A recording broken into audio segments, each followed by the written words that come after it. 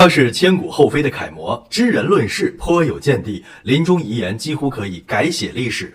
他出身名门，8岁丧父，由舅父高士廉抚养成人。他13岁成为王妃，与当年的秦王、后来的唐太宗李世民一起开创了中国古代最辉煌的贞观盛世。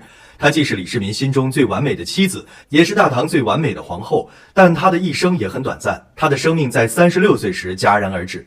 而她在离开之后，唐太宗常常陷入痛苦的怀念中。为了保全长孙家的后代，陛下，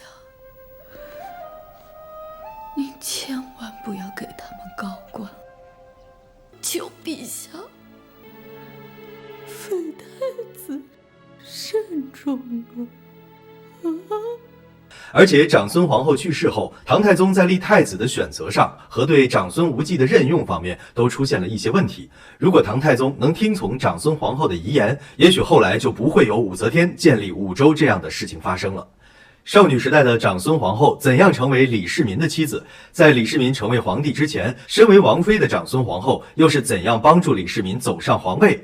长孙皇后的遗言又是怎样显示了她的远见卓识的呢？欢迎来到红颜丹青频道，本频道主要讲述历史上的一些著名女性的传奇人生，品读经典人物，感悟别样人生。本集主讲人为您带来长孙皇后的故事。长孙皇后的父亲长孙晟是隋朝的右骁卫将军，不过他在长孙皇后小的时候就已经去世。8岁的长孙皇后被舅父高士廉收养，高士廉雅号经史典籍，为人气量宏大，对长孙皇后和长孙无忌视如己出。本来长孙皇后年幼丧父是她人生中的大不幸，但是她从小得到舅舅的悉心照拂，并受到很好的教育，又是人生的大幸事。而长孙皇后的父亲虽然早逝，但他的父亲家族在当时的社会影响力仍然不可小觑。长孙氏在北魏宗族中名列第一，原本是鲜卑皇族宗室，更被同时代的人称赞为门传钟鼎，家世山河。长孙皇后的父亲精于骑射，在军事、外交等方面都很有建树。在父亲死后，长孙皇后的成长和婚姻受到长孙氏和高氏2大家族的重点关注。长孙皇后的伯父长孙赤因与李渊的妻子窦氏夫人有过深度的交往，对少女时代窦皇后的见识非常欣赏，所以对于窦皇后教育下的子女的能力非常有信心。在长孙皇后年幼时，她的伯父就劝说她的父亲长孙晟为女儿和李世民定下了娃娃亲。年幼时代的长孙无忌也因为长孙家族与李氏家族较为密切的关系，成为李世民的好朋友。在为长孙晟服丧期满后，长孙家族就积极促成长孙小姐与李世民的婚事。在隋朝大业9年，公元613年，13岁的长孙小姐与当时16岁的李世民结为夫妻，从此开始了他们相知相守、相敬相爱的一生。传说长孙小姐婚后回到舅父家中时，在她的居所外面曾经出现了一匹高大的骏马。这匹神马不但通身装备精良，而且神采奕奕，奔驰如飞。高士廉立即请人占卜，得到大吉大利的卦象。算命先生预言了长孙小姐日后大富大贵，并且与夫家多有相助的命运。这只是一个传说，但是我完全有理由相信，从小就很有见地又贞顺贤淑的长孙皇后，无论嫁给谁都会过得很幸福。她在亲人们的精心安排下，嫁给了能够成就自己一生的李世民，则更是一件幸事。少女时代的长孙皇后和少年英武、聪慧有大略的李世民的婚姻是天作之合。随着岁月的流逝，他们彼此应该都会庆幸自己遇到了百年难遇的上等姻缘。就算没有这个传说，他们婚后的幸福也是完全可以预见的。嫁入李氏家族的长孙小姐，因受到公公李渊的欣赏，在李渊就任太原留守的职位时，就已经代替自己的婆婆承担起管理家事的重担。李渊夫妇对这个儿媳既有包容，也有欣赏和喜爱。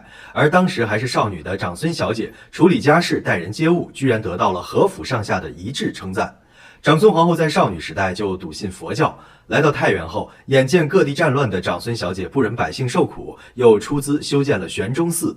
玄中寺的修建对当时生逢战乱的人们来说，既是避难所，也是精神的皈依之所。不久，李家的好名声和长孙小姐的贤德就在太原一带传播开来。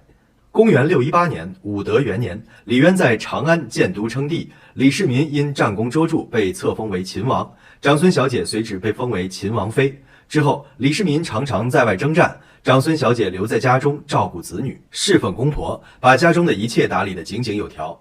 儿女们的接连出生，给小夫妻2人带来更多的幸福。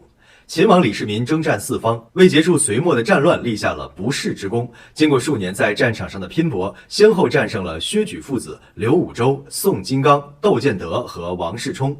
唐武德4年，公元621年，我赐你为天策上将。李世民受封天策上将，功劳与地位不但在众多王公之上，而且严重威胁到太子建成的地位。由于李世民功高震主，李渊也对他生了猜忌之心。其实李渊对李世民这个儿子一开始还是很欣赏的。相比于太子建成经常留守后方，军事能力不足和李元吉的贪图享乐，李世民从小到大都是文武兼修、克勤克俭的。他很早就把平定天下、成为皇帝作为自己毕生的追求。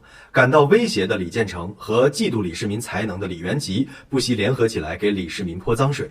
为了搞垮李世民和他的部下重臣，李建成和齐王李元吉收买了李渊后宫的嫔妃，那些嫔妃们主动上门来诱惑李世民和他手下的重臣良将。